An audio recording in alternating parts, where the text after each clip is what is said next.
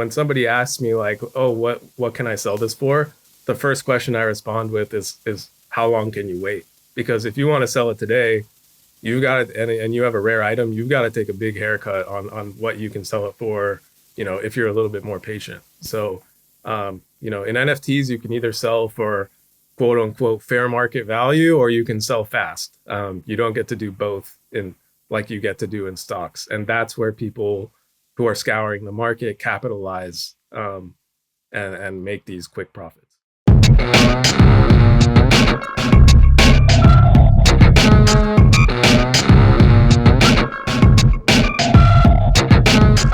Hey everyone, this is Sam, NFT Stats on Twitter, and today we are having Cyrus on the show. Unlike most of the collectors we've had before, Cyrus is a trader, but he's one of the absolute best in the game. He started trading a year and a half ago and had less than 1 ETH to invest. And since then, he's turned that 1 ETH into over 1,000 ETH. And he didn't do it by being early. He didn't mint Bored Apes. He certainly doesn't use his Twitter account to pump his own bags. He's done so by studying certain collections inside out and understanding them better than anybody else he was trading with. One of the really crazy stats is he's done over 150 Mutant Ape Yacht Club trades, and he's made money on more than 95% of them. Now, in the stock market, if you make money on 60% of your trades, you're one of the absolute best investors in the world. So I really wanted to dig in with Cyrus on what is it about NFTs? What is the inefficiency here that someone who understands the space so well can make money on 95% of the trades they put on? And that's one of the things we talk about. He's moved recently into lending. So we talk a lot about NFTFi. And then lastly, we just go over takes on different aspects of the industry, different things that are hot in NFTs. He's one of the truly good people in the space. He uses his Twitter to educate people on what is going on. When he makes money, he tells people how he does it.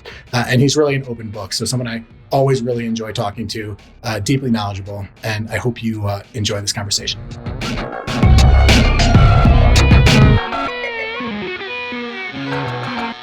Hey everybody, this is Sam, NFT Stats on Twitter. I am really excited to have Cyrus on this podcast here. I think Cyrus, what makes Cyrus so unique is he is a trader who has built, started basically with nothing, and over the past year and a half has just built a huge stash of ETH.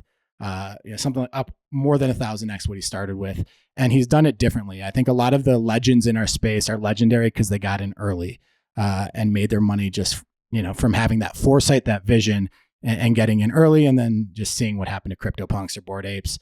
Other people really use their platforms to get other people interested in the things they're interested in and bring money into the trades they're in. And Cyrus is really neither of those. He uses his platform to educate people and really wasn't early at all. It's really just been through trading, through outsmarting the market and understanding this market that he's been so successful. So I thought it'd be a really interesting perspective to bring onto the show. Without further ado, hey Cyrus, what's up, man? Hey, Sam. Thanks for the kind intro. I'm stoked to be here. Always been a big fan of the Proof podcast ever since like a month before Moonbirds, and really honored to be able to jump on with you. Yeah, it's awesome to get to chat with you. So the first question is like, I was talking about how much you're up, but why don't you kind of why don't you just tell us like, what'd you start with and where are you at right now in terms of just track record trading NFTs? Yeah, so just to kind of break down the cold hard numbers, I started with around $2,000 with NBA Top Shot in January. Got in just before it took off and watched that 2,000 turn into something like 25 or 30,000. And a month later, everything kind of the hype died down and everything kind of deflated, and I saw my 25 to 30,000 of almost kind of life-changing money turn to like 4,000 to 5,000. And, I learned a lot from that experience. And after that, I was kind of bitter with NFTs, didn't take part in the Bored Ape mints, wasn't early to any of that stuff. But then eventually I dove in August with my $4,000 to $5,000, which I think was 1.5 or 2 ETH at the time. And since then have kind of grown it to over 1,000 ETH, mostly because I changed the strategy and became kind of like a compulsive profit taker. And not leaving anything, trying to not leave anything up to chance as much as I could. But yeah, those are the number breakdown. Awesome. Yeah, we'll go into a little bit more about the strategy you've used and kind of, so I guess being up 2000x in a year and a half, just through trading a lot, and kind of curious how that worked. But first, curious, is there anything about your background that makes you good at this? Like when you talk life experience, professional experience, anything that you think has made you such a good trader? Yeah, I think there's a couple things. I think that most good traders in this space have had some type of experience playing games and taking part in digital economies like when they were younger. That's something that I've noticed. A lot of people have played RuneScape or FIFA Ultimate Team and traded these things before. And I had taken part in a bunch of those games growing up, and one of my favorite parts about those games was the markets. I also think that there's another aspect is like you need to be pretty mentally strong for this type of thing. And as a two-time cancer survivor, I think my mental game is it feels pretty refined. Something that I'm kind of proud of is like I don't really get rattled after going through what I've been through. So like NFT floor prices going up or down doesn't really affect me very much in terms of my emotions or my psyche, I guess. So I think those are the two things that it boils down to. Say more about that. So as a cancer survivor, do you think it sounds like there's kind of just a perspective built in that you don't let this bother you as much, or the wins or losses affect you as much, as well as just kind of like confidence that you'll get through things? Or just say a little bit more there. Yeah, I think it's a mix. I think, I think you're able to kind of keep your cool a little bit more when you go through something like that. And I think that's important. Realizing that everything's going to be fine. Like, oh no, the floor price is crashing. What do I do? It doesn't really happen to me. It's kind of like, oh, well, I took a risk. It's not going my way. I should probably either cut my losses or figure out a way to move on. So I think that experience kind of like molded me into being, trying to find solutions versus sulking about things going wrong, because that really does nothing for you. You kind of, when something bad happens, you just kind of got to look forward and be like, okay, what's my best move moving forward? The answer is never to sit around and sulk about it or to like panic.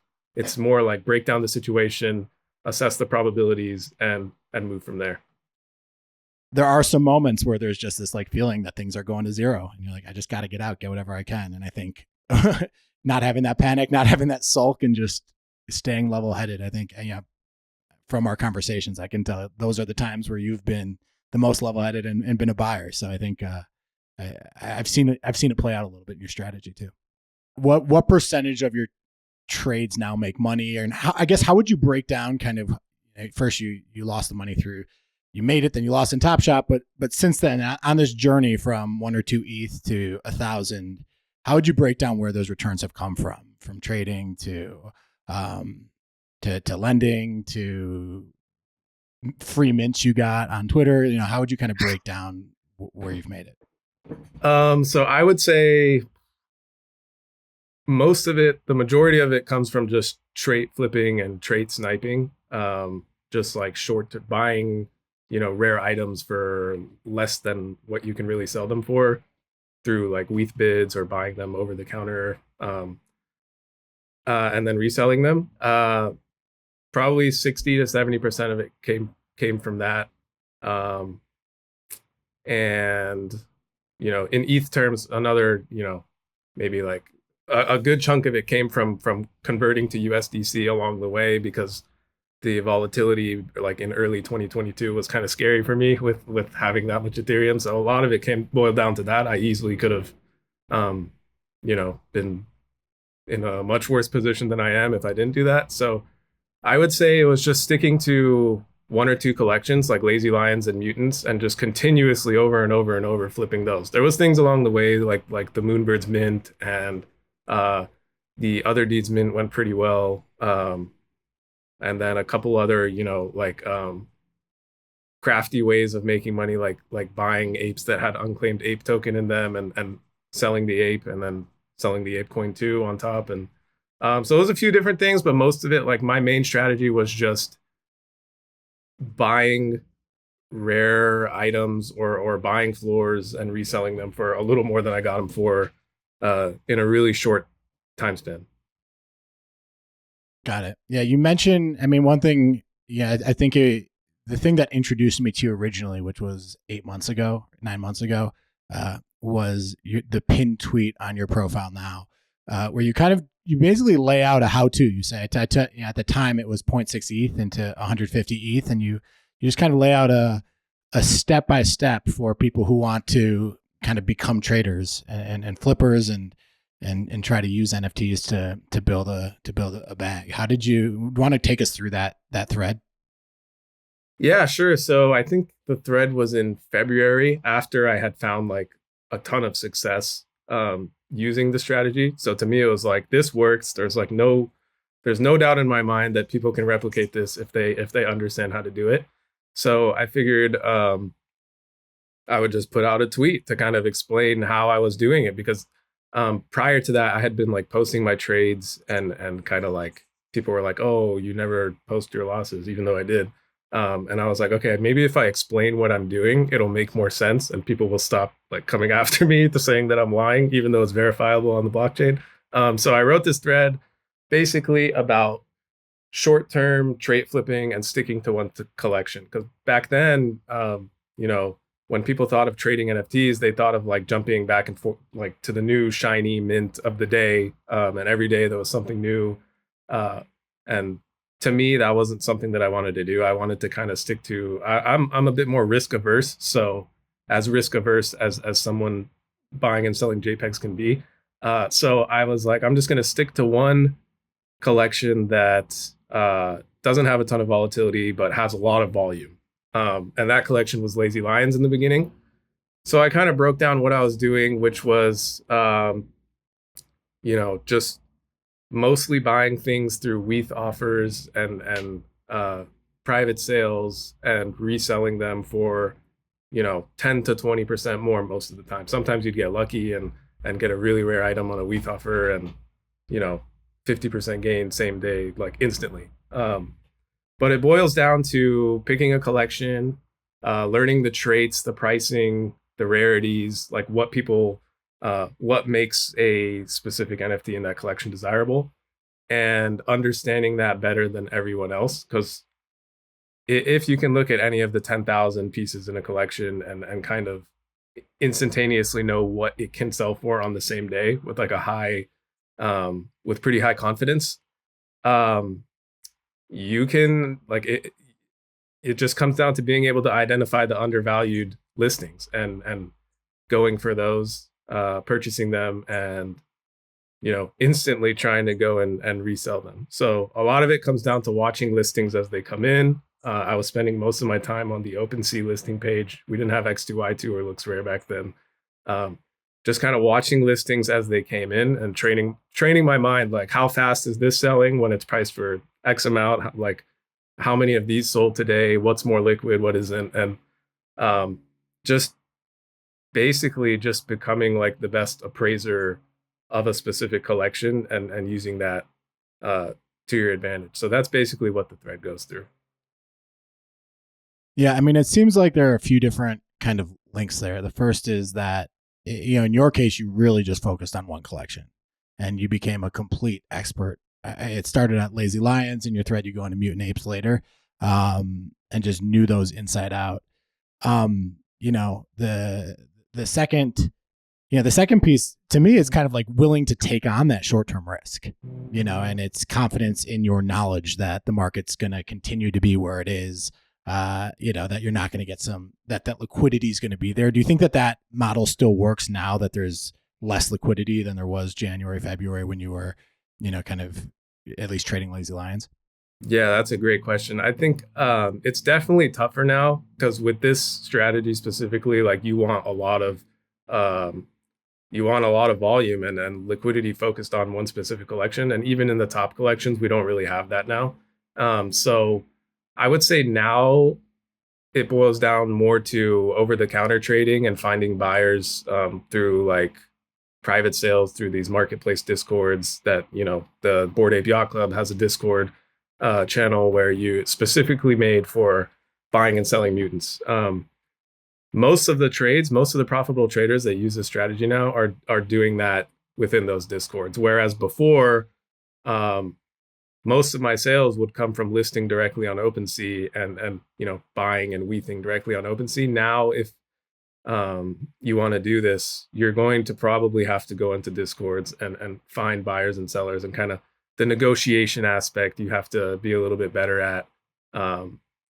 So I think it's definitely still viable, and there are some people out there who are still doing it, but it's a lot harder than it was before with the drastic drop off in volume in some of these top collections.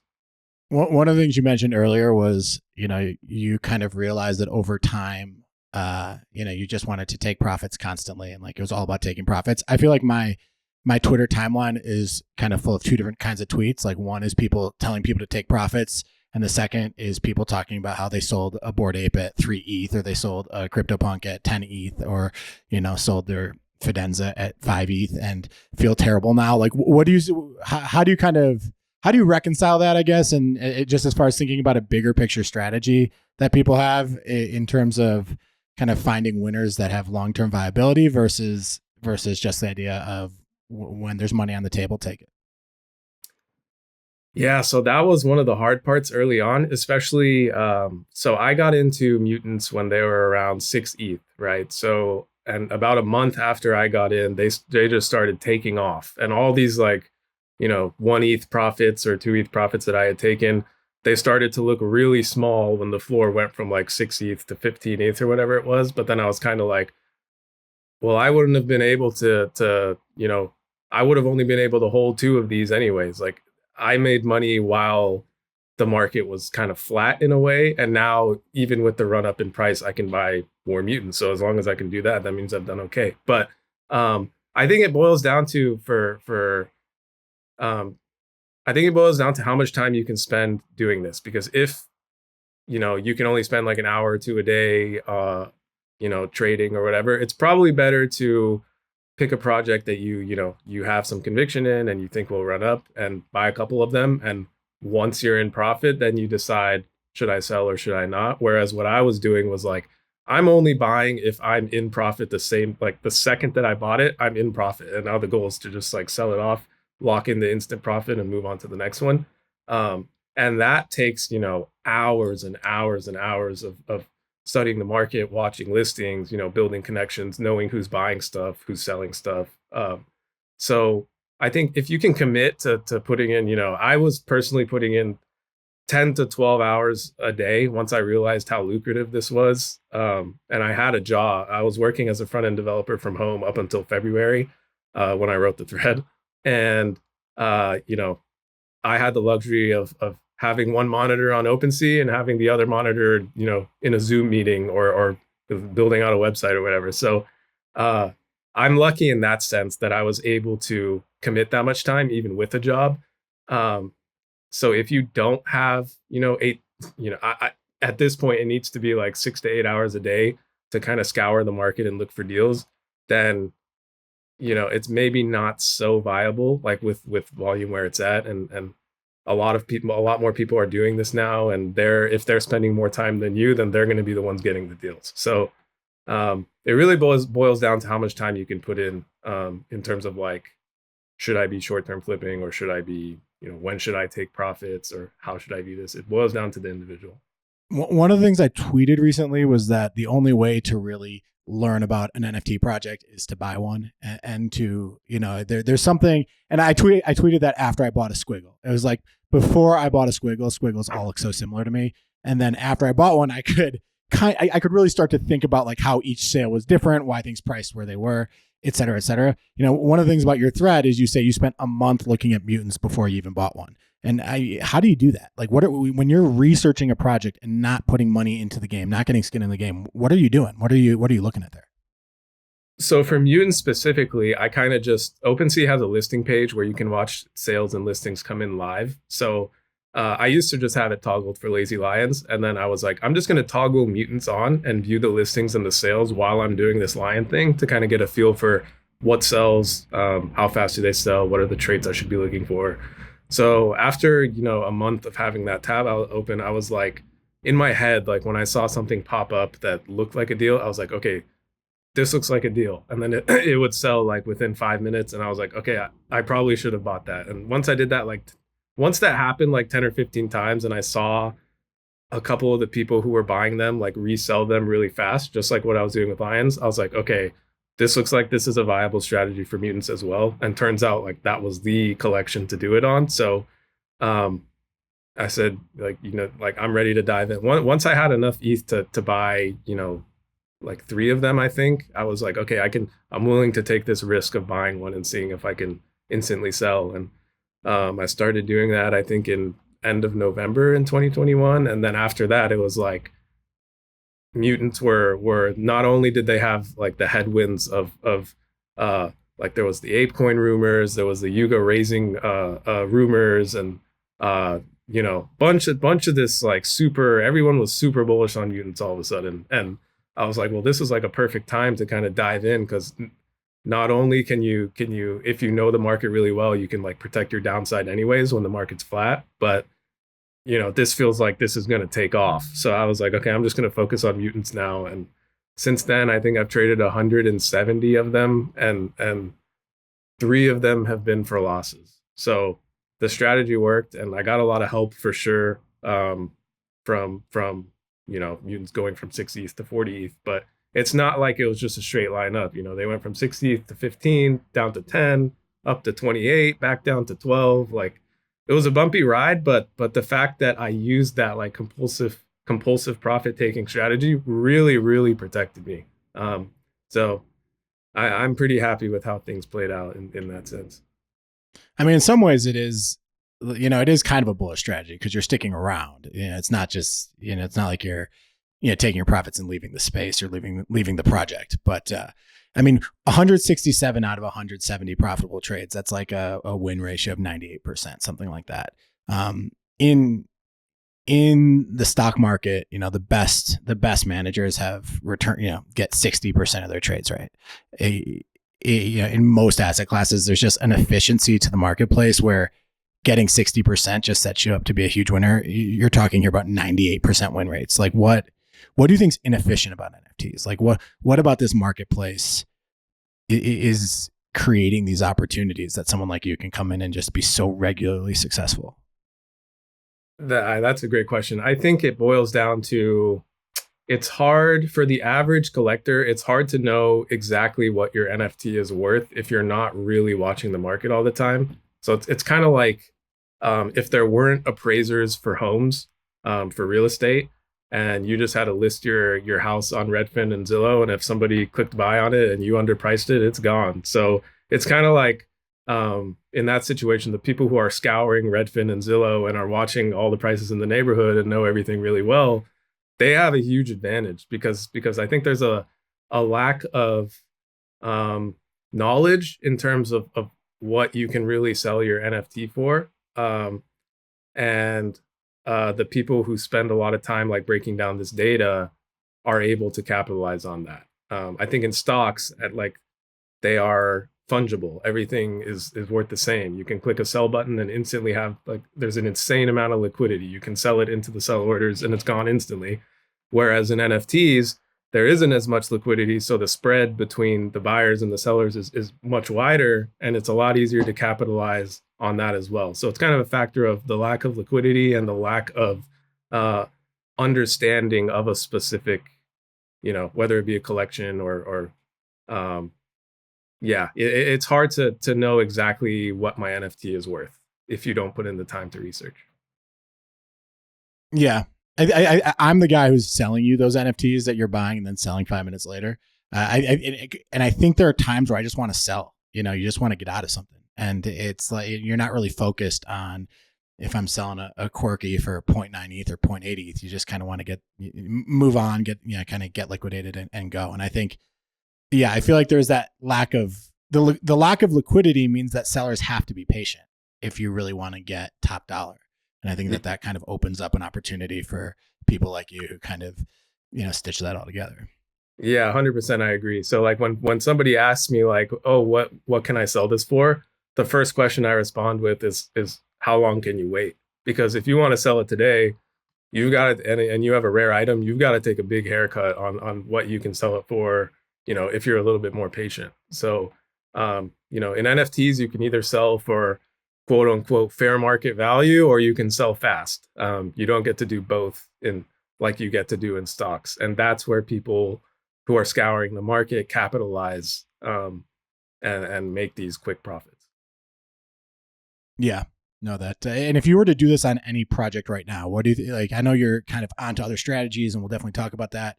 But what, if you were to be out there trading right now, is there anything you think you'd want to be trading? So I'm still sticking to when I do it, it's mutants, moonbirds, apes, other sides sometimes. Like they have enough sales to where you can still do it. It's way less often than it was, a year ago where I was trading multiple times a day. Now it's like I'll trade maybe once or twice a week if I see an opportunity. It just feels like the risk reward isn't as it doesn't look as good. So I try to just I'll only buy something if I feel like, yeah, this is like, I don't care how low the volume is, this is way too good to pass up. But there's still, if you stay, I think nowadays you have to kind of stay on top of the new collections and follow the volume. Whereas before, like the volume was everywhere. Now it's kind of concentrated into a couple collections every day, and that changes. So, and that really makes it harder because it's hard to like master a collection in 1 or 2 days. And by the time you master it, the volume's left your collection and moved on to the new shiny thing. So, it's tougher. But for me, the way I kind of, dealt with that was by toning down the trading side of things and trying to find other ways to kind of make money in the space, I guess.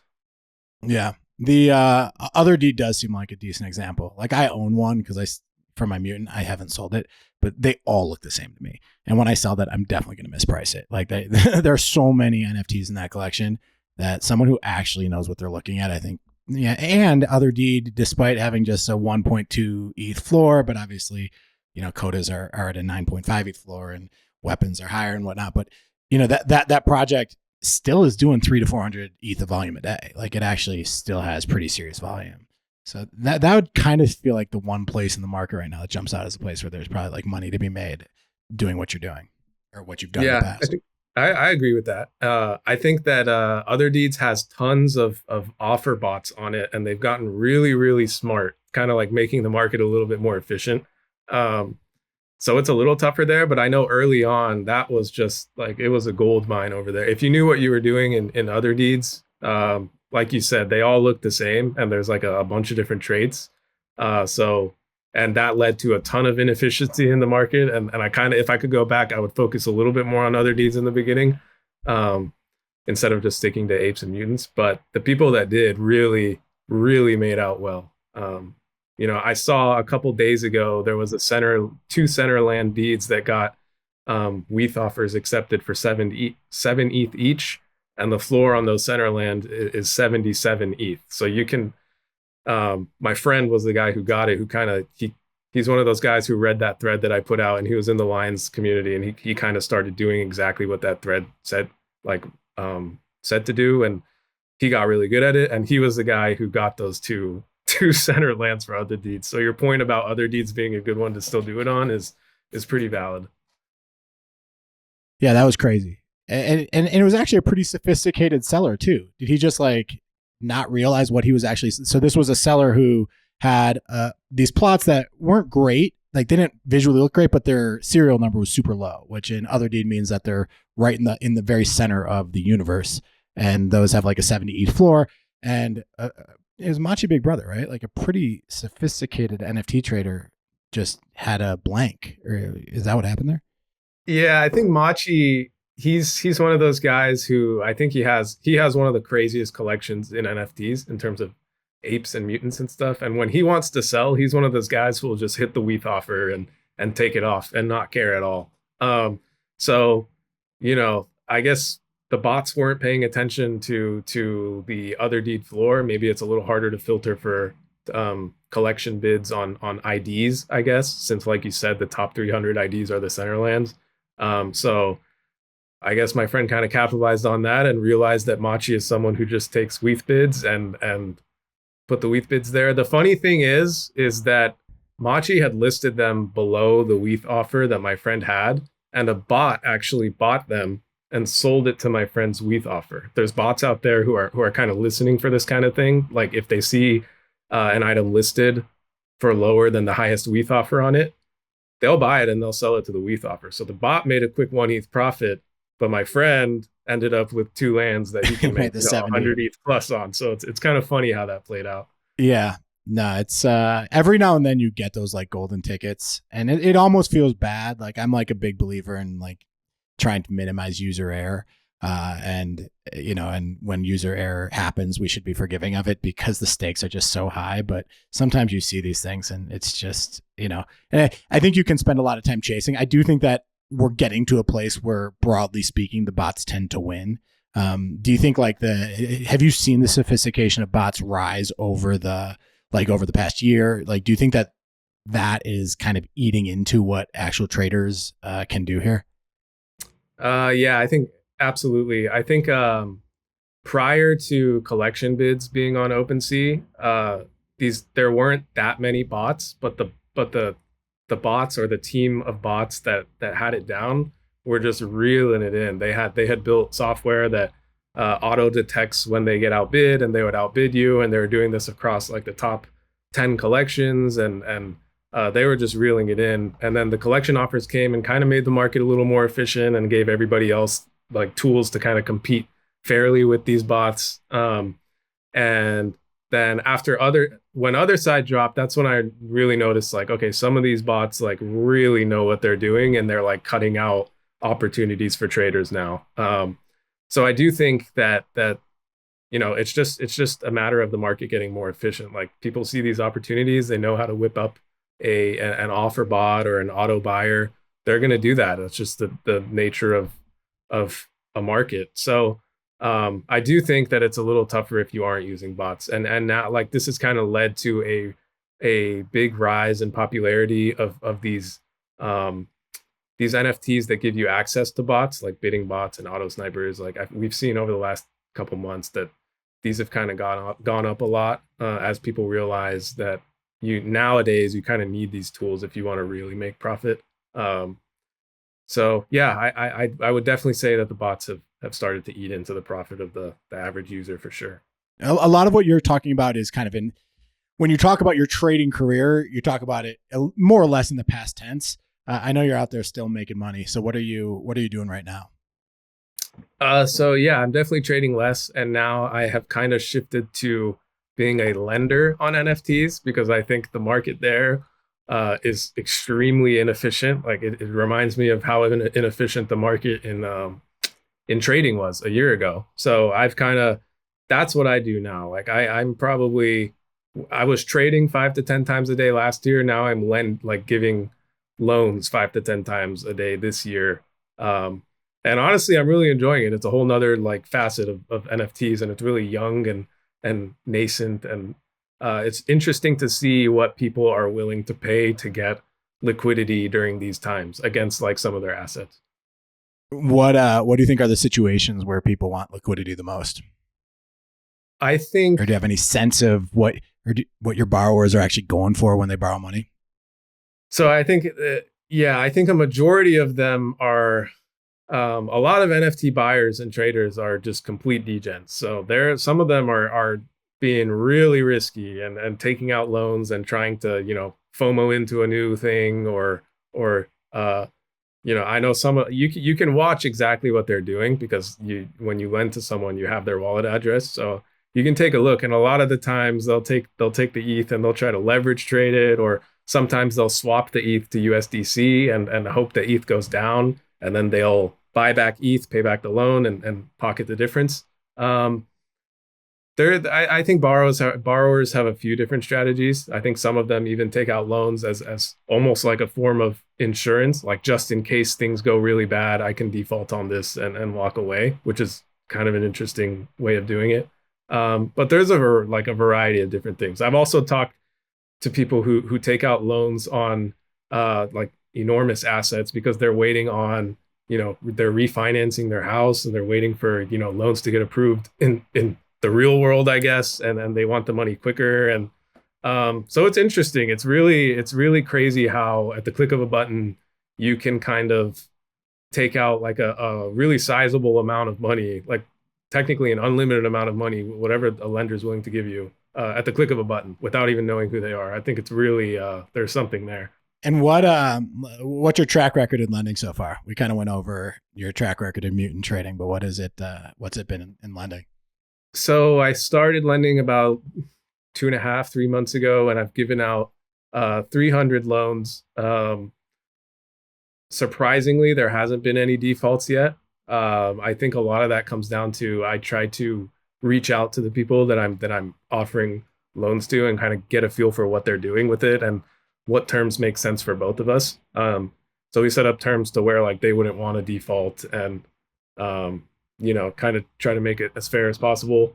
I think if you're just blindly shooting offers, the chances of people defaulting is much higher. But the platforms that I use, NFTFi and Arcade, you can take a look at the borrower's, credit history and their payback rate, and kind of try to stick to people who have good records of paying stuff back. Like you can look at every single one of their loans that they've done, and that's the beauty of the blockchain. And I think it's pretty awesome that a lot of these guys, they'll be like, hey, even if the floor price goes below what you're lending me, I'll pay it back. I don't want to ruin my Web3 credit score. And I think it's super interesting the way they kind of word that. But I think I've been kind of the market's kind of been on my side too, without taking any like really volatile dumps on the assets that I'm lending against. But it's been on your side, but it also, I mean, if you've been lending the past 3 months, it hasn't exactly been a bull market. It's been, granted, it's better than having been here, when World of Women floor went from 12 to 2, and some of these other kind of downward moves we had. But this has not exactly been a bull market. To go 300 for 300 on the lending speaks either to the work you're doing or the fact that, there's something here where lenders aren't defaulting, where borrowers aren't defaulting all that much. Yeah, I think. And as far as 300 loans, so only 100 of them have been paid back so far. So there's a really a good chance that of the remaining 200, some of the them, asterisk emerges. Yeah. Just to be clear, but I do think it's a mix of like I said, setting terms that make sense for you as a lender and them as a borrower. I try not to lend at a loan to value of above 50% at this point for 30-day loans. So as long as the floor doesn't fall 50% and in 30 days, I'm okay. And even if it did, I would probably be a buyer of apes if they fell from 70 ETH today to 35 ETH in a month. Obviously that's you're speculating there. You have no idea what can happen in a month. Things can change, but that's kind of the way I look at it, is like, if I had to give an answer of would I buy this at X amount in 30 days, yes or no. If it's yes, then I'm willing to give the loan. And if not, just pass on the loan. Yeah. One of the things that I've noticed in you, just through being friends with you and kind of talking about trading, and just what we're doing in the market, like I remember you got into lending like kind of at peak Ben Dow worries, when Ben Dow was like at the top of the market, you're like, what, I'm going to go lend. You made a big Moonbird trade when Moonbirds were tanking, or when the Moonbird floor was going down. I think it went from like 15 to 10, and you went out and bought a big basket of Moonbirds. I feel like a lot of what I see you do is you're really trying to find that maximum kind of panic in the marketplace and then taking the other side of the trade. Is that like a deliberate strategy that you have? I think it's probably something that's developed over the last year. Like I've just noticed that anytime that there's like this huge panic in the market, like we saw it when the Putin invasion happened, or when the Luna stuff, like the Luna crash happened. Anytime there's like a huge panic in the market, you can really see it in NFTs. Like you can watch people lowering their listings quickly, like they really want to get out. And when you see that, people start pulling their bids, and the spread increases of the floor price and where the actual bid is, so you can capitalize on that. I think it's just when that spread increases, you can kind of take advantage, and that's what I try to do. Like you said with the Moonbirds, that was exactly what I did when all that went down. And in terms of the lending, when the Bendow stuff happened, so when Bendow happened, the rates in the lending market kind of went crazy because Bendow was offering like really favorable rates to borrowers, and it was really risky as a lender to be lending at like, I think it was something like 10% for 40% LTV, but there was a ton of apes at risk of being liquidated, and we had a bank run happen, and that kind of caused a bunch of fear in the lending market. And I was like, okay, at these rates like that I can get for this LTV that I have to put down, like I'm completely fine with doing this. Like now that we're here, I'm completely fine with doing this. Maybe a month ago I wasn't, but now that we're here, the risk reward kind of feels on my side. So why not take a chance? And surely enough, it worked out. Yeah, I mean, this kind of gets to one of the other things that I've noticed is that, you know, your Twitter account is very frequently making fun of stuff. Like you kind of make fun of the space a bit and, you know, poke when volume's down, stuff like that. But when I look at your strategies, you know, you have a ton of ETH lent out against NFTs right now. You're buying Moonbirds when Moonbirds were down 5 ETH in one day. You know, you have and you've devoted your whole career to the space. So you have a certain bullishness I sense about the space in general. And I'm kind of curious what makes you want to devote your career to the space when you're, you know, when I tell people I'm in NFTs full time, it's with 98% of the people, there's just this look of confusion. Like, why is that what you're devoting your career to? And I have my talk I give them, you know, I tell them why I've like devoted my career to the space, why I find it a super interesting sector that I think is going to be around for a long time. But where do you stand on that? So that's a great question. I think for me personally, NFTs have kind of like they've really like changed my life over the last year, and through that I've been able to develop like these amazing connections. I've started a company with my friends that does dev work for people trying to come into Web3, and I'm also like very bullish on digital ownership of assets because I grew up playing video games like FIFA and MapleStory, where you got to like own your players or your characters and build a team. And I saw how much people were paying for these digital assets that you don't even really own. They exist on some company's server. So to me, it's like I would love for 10 to 20 years down the line, there's like a marketplace for gamers to come and trade all their in-game assets. Like I can trade my Ronaldo for like a really rare Counter-Strike Go skin or stuff like that. Because to me as a kid, that would have been like, I just see so much value there. I think gaming is like $1 trillion industry and there's tons of potential there. I think the hard part is, why would publishers want to do that and give up their super lucrative model of releasing a new game every year and making you earn the stuff all over again? But I guess that's what Otherside is trying to solve. To me, it's the digital asset ownership. I think there's a big thing there. I don't have all the answers to that, but I just like, I wake up every day and I enjoy what I do. Like I jump into a Discord with a bunch of people who I consider my friends, and we're just like researching the new thing. And there's like a lack of education for people on the outside. And I really enjoy, one of the things that I really enjoy doing is like providing education to people. Like I love seeing people learn and progress, going from knowing nothing about something to, you know, really understanding something. I think it's cool to watch. So I think there's tons of opportunity there, like whether it be like building out an educational platform or, you know, taking part in advancing this digital ownership thing within games. There's just, I don't think there's many other places in the world right now with the types of opportunities that are here. And I don't think there's many other industries where I would be having as much fun as I am here. So for now, it's a matter of just, I really enjoy what I'm doing, and I have no issue taking a chance on, even as speculative as all this stuff may be, I have no issue taking a chance on it and seeing what happens. Yeah, no, it is. I agree. Like getting up in the morning and like, it's just the dopamine hits start from the minute you wake up.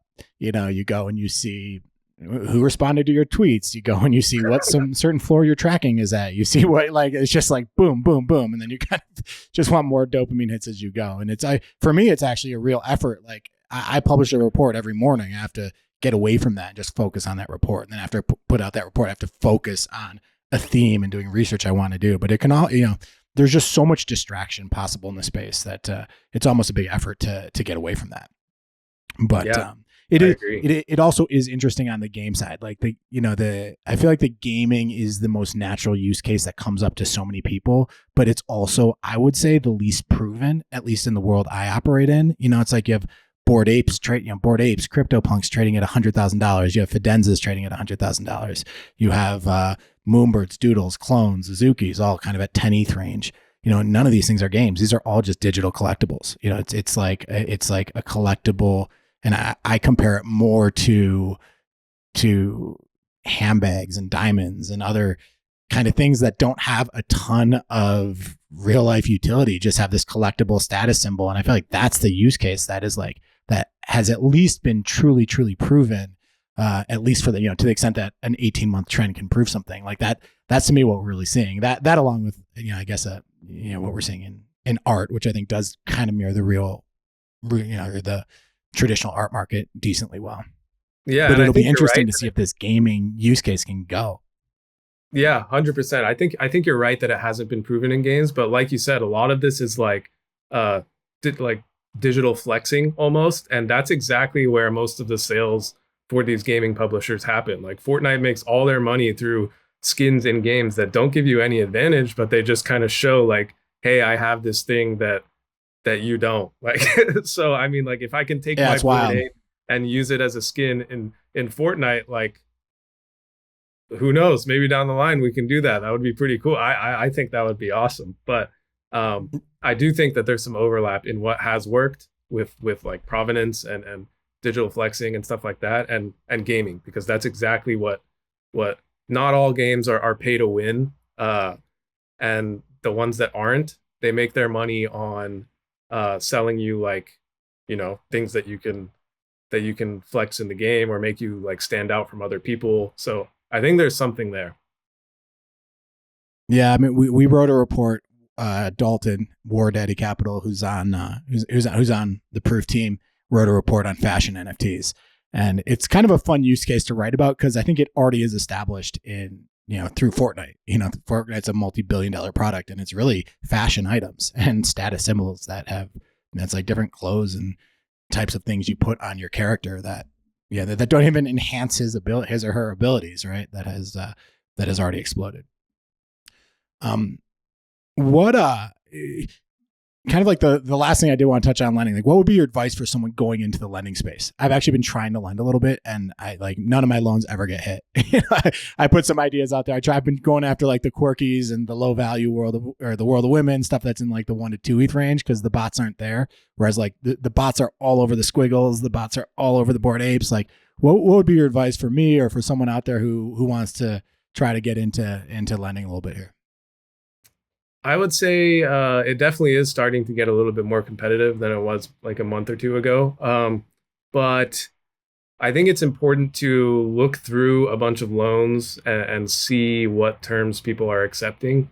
I guess another strategy would be like look at all the offers and undercut the best offer, like maybe lower your APR by a little bit and see if that gets accepted. Just like what you would do WETH bidding on trading NFTs. I think that's kind of how I started. Was I would look at what people were accepting, and I would look at the highest offers, and I would place an offer that's just a little bit better than the next guy. So, I mean, it comes down to just like reading the data and seeing what is getting accepted, what isn't getting accepted. Is that okay for your risk tolerance? Because obviously this is a pretty risky thing to be doing. Like lending and borrowing is super risky. And I don't recommend it if you haven't like looked into it and spent like at least a week researching. But I would just say like advice for starting out, spend some time looking at the loans that are being accepted. There aren't that many, so it's not that hard to like sift through. And then if you see something that's like, hey, I would have given 1 ETH for this at 30% for a month, then start placing offers on that collection. On NFTFi, you can filter for specific collections and see listings as they come in. So just start out with that. Filter through the listings, see what people are offering, and see if that's something that would work for you.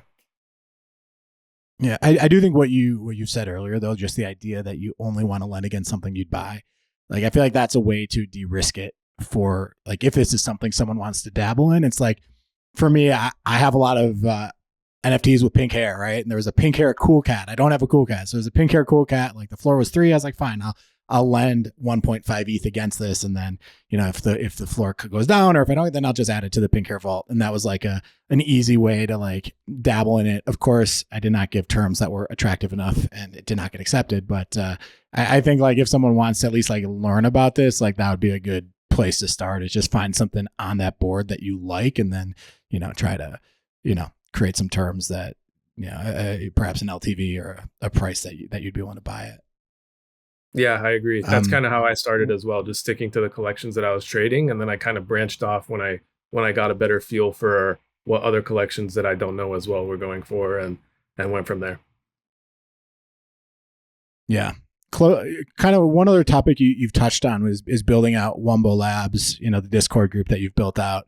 What's the state of like alpha groups right now? I think we all hear about alpha groups. You're kind of managing one. And you've talked about how certain alpha groups kind of give people a pass to get access to a bot, or I don't know, like so like pretty much every mint is botted right now. We've talked about how Art Blocks is botted. You need a bot to actually get access to those at the price that feels efficient. Like, what's the state of Discord groups right now and alpha groups in this market? So I would say when I started the Wumbo Labs Discord, I didn't really intend to turn it into like an alpha group, but I guess that's kind of what they're called now. I just kind of wanted it to be a place where you can pool a bunch of resources and knowledge about upcoming projects and opportunities. And it kind of worked out that way. That's how I found out about Moonbirds. That's how I found out about Goblin Town and stuff like that. Because that was one of the things that I wish I had early on, was a group of people who are really active in the space that can possibly bring in knowledge or opportunities that you wouldn't have known about without them. So I kind of started as that. It was invite only, and I just brought in people who I knew were on top of things, and it just grew into this big thing where it got a little overcrowded. So I said, why don't we just do a free mint by application for people who are already in here, and then another 100 for people who are not in here. And then like it kind of, I didn't realize that it would like actually take off, and then it took off and it became a project with an actual floor, and now you have to actually spend time managing it. But it's actually been a really fun experience. But I would say that the state of alpha group Discords, which I guess Wumbo Labs is one now, is that they've actually, relative to the rest of the market, they've been doing pretty well. Like if you look at the top passes like Underground and Momentum, and I would put Wumbo Labs in there, they've actually been holding up much better than some of these blue chips have been holding up. I think people during these times, smaller collection counts and closer knit communities where what you're getting is like knowledge about these scarce opportunities. Like we saw with Art Gobblers, tons of people had no idea. Like there's tons of people on Twitter who spend all day on Twitter, on NFT Twitter and spaces and whatnot. They didn't hear a word about Art Gobblers, but the people who were like in these Discords and knew what was coming and are on top of these things, like with you guys, and you guys had a report on Art Gobblers, I think a couple weeks ago. That's where nowadays, that's where the real value comes, is like getting access to research and data and knowledge that others don't have access to. So I think they're actually holding up better than I expected that they would. Like when I launched Wumbo, the Wumbo Pass, I think it was July or early August. The market, like it did not look great. Like the market just looked like it was going down. And why are you launching a free alpha pass in the midst of like the worst conditions NFTs have been in over a year? But turns out that people still want this access to knowledge and research and data, and I think you can attest to this as like with the stuff that you do at Proof. But I think like I'm kind of surprised with how well the top groups have held up, to be honest. It's good to see. That means that there's like at least some concentrated interest on all this stuff, and makes me happy to see. So when you're working as someone who manages and who I guess owns a Discord group, what are you focused on? Like, what do you think you need to do in order for the project to be successful? Like, what differentiates the good ones from the bad ones? Like, what's your focus there? I would say you need to be focused on identifying opportunities and promising projects that are coming up and relaying like good digestible information to the people in the group, because that's pretty much what they're there for. And on top of that, obviously, like developing connections and kind of you start to view them as friends. Like I spent a lot of time in that Discord, and I would consider, a ton of people in there have grown into good friends of mine now. But it's about, you want to focus on building like a tight knit community. You do that by going in voice chats and hanging out and discussing the topic of the day, bringing in opportunities via like, if you can get access to whitelists. Like with Wumbo Labs, we also have like a development side of the business. So we do smart contract work, website work for various different companies. Like recently we did all the smart contract work for Puma's NFT. And by doing that, they were willing to give us spots to bring into Wumbo Labs. So they kind of go hand in hand. That was part of the reason of launching a pass, was like, if you own this pass and you will get, access to some of the products that the companies that we work for are building, which has been pretty cool. I think that's something that's differentiated us a little bit. But I think the main value just boils down to you need to, for your holders, you need to bring in, access to products or valuable data and research, and an online community that people enjoy being in and spending their time in. It's an interesting thing, because in this space, which is like, especially in the trading game that you've been in, where it's so profit and loss oriented, it is interesting that community still is like a driving factor that's relevant, but also of course like trying to find ways to bring access and tools that people don't have just from being on Twitter and whatnot. Let's get your hot take on a couple things that are going on in the marketplace right now. Just kind of curious what your thoughts are. What's your take on art gobblers? Let's go with what's big in this minute. Art gobblers. I think I wish that I dug a little bit deeper into the paper that Paradigm had published, because this is basically like if you're familiar with Ohm and Time and those kind of they were kind of Ponzi's. And how those played out last year in crypto. It's very similar with you're basically getting interest in goo and gobblers. And I think there is something that I don't think that they're done here, even with their 28th floor. I think people who have them will probably profit a little more. But my take is that I'm upset that I didn't get to mint. I'm happy for those that did. And I think that there's a ton of game theory involved with like, should I sell my goo? Should I buy more gobblers? You have all these DAOs involved, like trying to get as many as they can so they can get the first legendary gobbler. I think it's interesting. I'll be watching from the sidelines and enjoying the fun and banter on Twitter. But happy for those that minted, upset that I didn't get to, and excited to see how it plays out.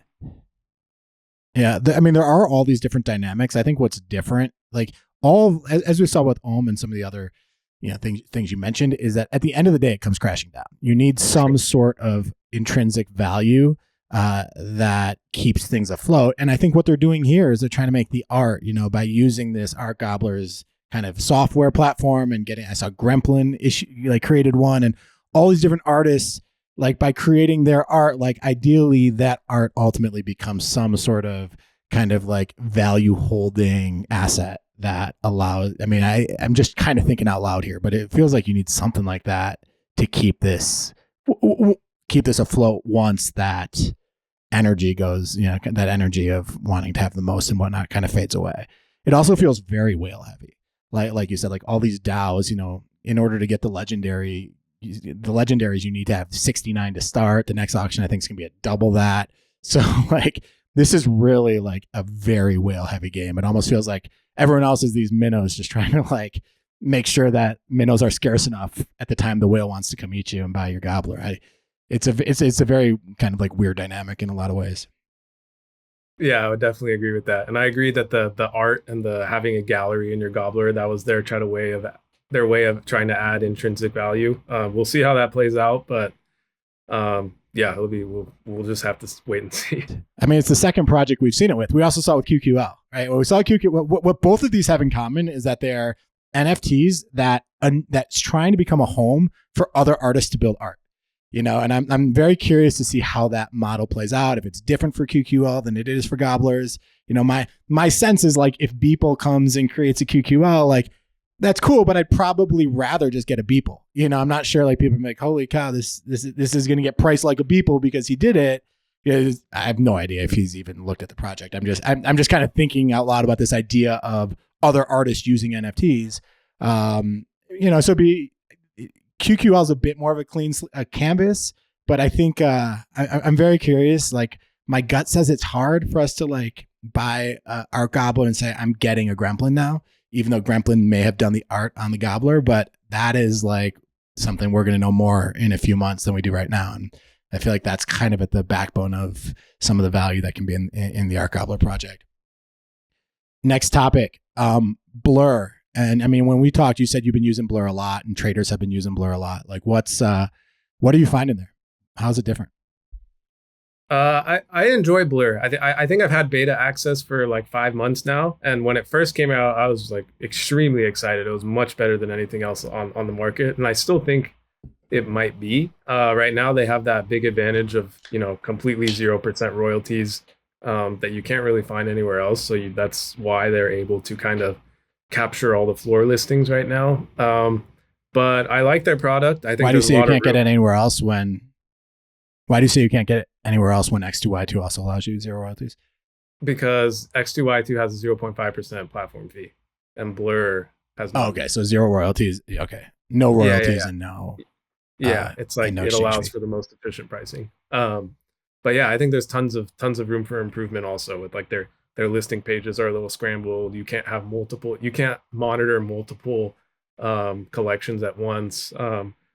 Some of the stuff is kind of like hard to read. Their UI I think could be a little better, but hey, they're fresh out of beta and they iterate pretty quickly. So it'll be interesting to see how that plays out. They want to be the FTX of NFTs. And I think they've done a pretty good job of setting themselves up to be that. Do you think that the needs of a trader are so different from the needs of a non-trader or someone who's a bit more of a long-term buyer, someone new to the space, that like there exists these kind of two use cases? I think I do because when I first started using Blur, I noticed that the listings would pop up on Blur like 30 seconds faster than they would pop up on OpenSea or LooksRare or whatever. And I was like, this is a massive advantage for someone like myself who's like scouring these listings and trying to be the first to buy them when a deal pops up. That was huge. So I do think, unless OpenSea or LooksRare is able to populate listings faster, I think there is a pretty big advantage in using Blur right now. Yeah, I mean that's something that's good for everybody, right? Like if OpenSea were faster, that'd be good for them. Like the UI, like it's not so much like a UI difference as much as like they just took one of the variables of what makes an exchange good, and certainly one that makes it good for traders, and did it better, I guess.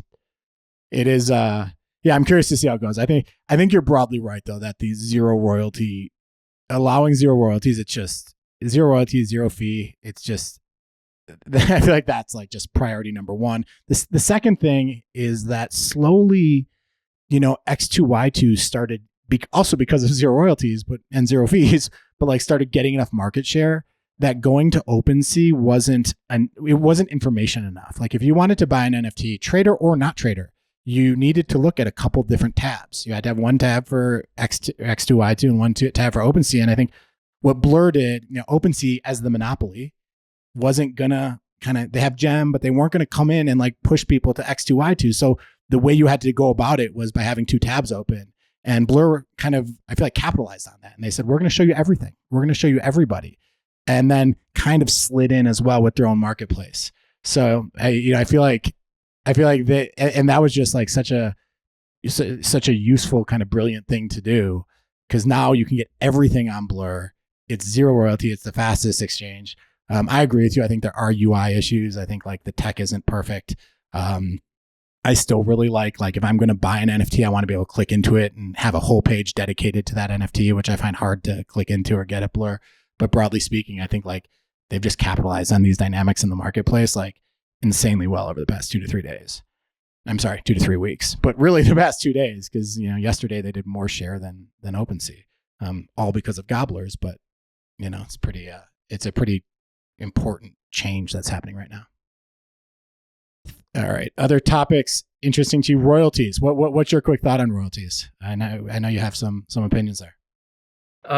So royalties, I think it's kind of inevitable that they trend to zero. Like we're seeing this like with Blur.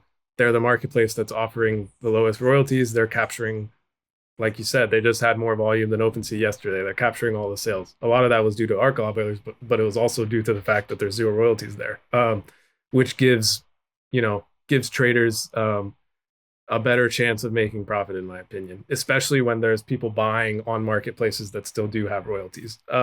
So I think they're going to trend to zero. I wish there was a way where creators could be, I hope there is a something that we come up with, whether it's like Harburger taxes or whatever, where creators can be rewarded for what they create, because they are the ones that are actually providing us with these digital products that we love, and the marketplace is kind of acting as a middleman.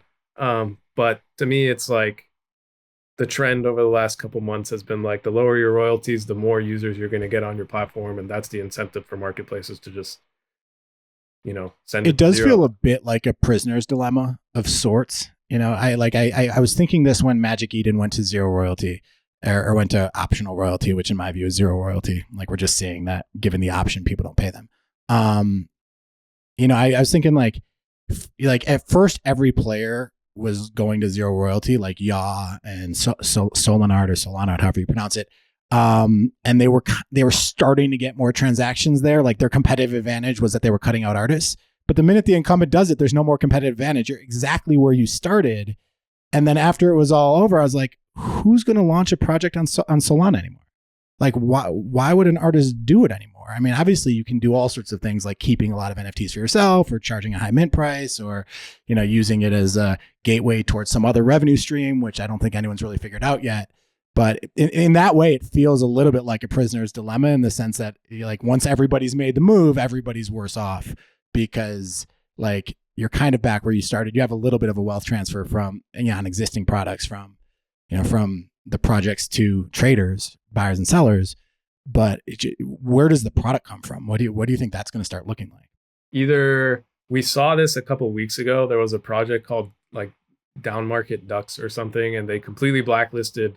QQL did this too, but they completely blacklisted X2Y2 from their contract, and they went to number one volume on OpenSea, and they collected all their royalties from their sales.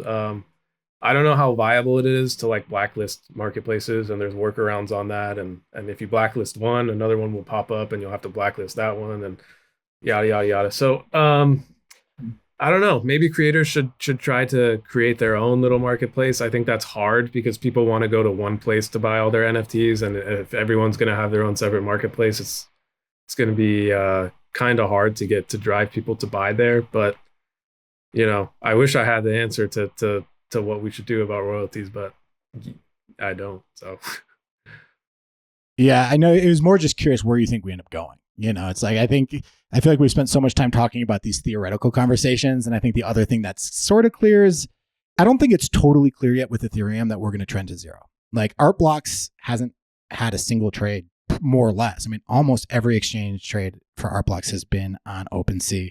Like OpenSea still has pretty substantial market share when you exclude Art Gobblers. But when I look at charts of who's deciding to pay royalties when given the option, like that actually was 75% in the first 2 weeks of X2Y2 allowing optional royalties. And now it's down to like 15%. So like these trends are pretty clear. And I just kind of wonder who, like, maybe we just have a total change in who actually launches products. Like what do you need to have in place in order to launch? And maybe that's ultimately what happens here. But it'll be one of the many interesting things to track in this space. Cool. Oh yeah, the last topic. You're your PFP is a DGod, and Utes have been in the news a lot. I know that you have a relationship with the team, know those guys. Like, what I saw this morning that Utes are gonna reveal soon. Like, what's your take there? What's the alpha on Utes right now? So I mean, I've been buying a bunch of them from like 100 to 115. They went a lot lower than that, and I was like, oh man, I made a really bad decision. But after seeing like the Ranga stuff happen with like the reveal and the excitement that was on Twitter as people were revealing their Utes and revealing their Rangas and burning their boxes, I really like that dynamic has proven time and time again to be like really, it's a pretty bullish dynamic. We saw it with like mutant serums and Clonex vials. And I think the team does a really good job of pushing you to do what they want you to do. They want you to burn your tubes and to like stake your DGod and your Ute together. So I have faith that they'll incentivize burning tubes enough to where everyone will burn their tubes, and I'll just hold my tubes and I'll sell those when there's barely any tubes left. But we'll see. That's the plan for now. I am kind of disappointed with how long it's taken to get this out, but I understand they like scrapped an entire collection and had to do a whole nother round of the art stuff, which can take forever, especially if you have a bunch of people with strong opinions, which I know Frank has strong opinions. Yeah, we'll see. I'm excited for it to kind of reveal, and I think there'll be a ton of volume there and a ton of opportunity for trading again there, which will be fun. I'm going to try to learn all the traits, and I think that if you can get a feel for the traits there early on, there's going to be a lot of room to take advantage. So those are my thoughts on Utes. Could you do that with DGods? Like, we've been talking just ETH, but has DGods been a decent place for trading? I've never tried it myself. Yeah, I kind of just bought DGods and was like, I'm just gonna hold on to these, and they have like this staking mechanism where they give you dust if you leave them staked, and that was the thing for me where it was like, okay, I'll just hold mine and leave them staked and see what happens. I have faith in this team, and I don't usually do this, but if I'm gonna do it, might as well do it with a project that's paying me to hold. So so I never really traded. What are the yields like there? At the start, it was, dust was like $5-6, and you were getting 30 dust a day, I think, as a dead god. So that was like $150 a day, and I had paid, I think, like $7,000 for my DGod. So that was pretty lucrative back then. I was just swapping immediately to USDC because it felt like these things that will inevitably crash. So I would log in, claim my dust. Solana has like no gas fees, which was nice, and just swap to USDC and leave my DGod staked. I didn't ever feel the need to like trade them or anything. And like the art for dead gods and DGods isn't my favorite. So, I didn't enjoy like looking at them all day and trying to trade them. So I was like, I'm just going to leave them be and let them shoot out dust for me and farm it that way and see what happens. And luckily, the team from like April or from March or something up until now has done pretty well for their holders. So not really a trader in that collection, more of a holder and a supporter of the team. Yeah. The one thing that worries me about Utes is just 15,000 is so much for this market. It's I tweeted this today. I said what we're learning from Digi and our Gobblers is that it's a lot easier for the price to go up when you have 2,000 instead of 10,000. And I got mocked. Actually, a couple people outside of Twitter were like, or outside of crypto were like, wow, like NFT bros learning about supply and demand. So I actually got some people kind of making fun of me for that. But I think the reason I tweeted is because I think that 10,000 is just so many. Like it is, we have, we have like 50,000 OpenSea users total per month, right now, something like that. So these 10,000 collections are just so big. And 15,000 just feels like it. That's the one thing that worries me about Utes right now. No, I think I agree with that. I think we'll see Utes will probably be pretty cheap just because of the sheer amount of them that will exist. But I think it'll be fun and worth taking part in. So I'm willing to take that risk. And the distinction you're making there is that the tubes hold value, but you think that the Utes are going to be okay. So we hold the tubes. That's the alpha from the master trader, Cyrus. Cool, man. Well, thank you so much for coming on, dude. It's awesome to just hear your thoughts on so many different topics. Like we've chatted a lot before, but to actually get to kind of dive into some of these topics with you, it's awesome. Yeah, it was a pleasure to be here. Really an honor to be on this podcast, and glad we did it. Had a lot of fun. All right, that is it for this episode. Thanks so much for tuning in. If you would like to help us out, head on over to proof.xyz and click on the reviews button at the very top and leave us a 5-star review. Thanks so much. Take care.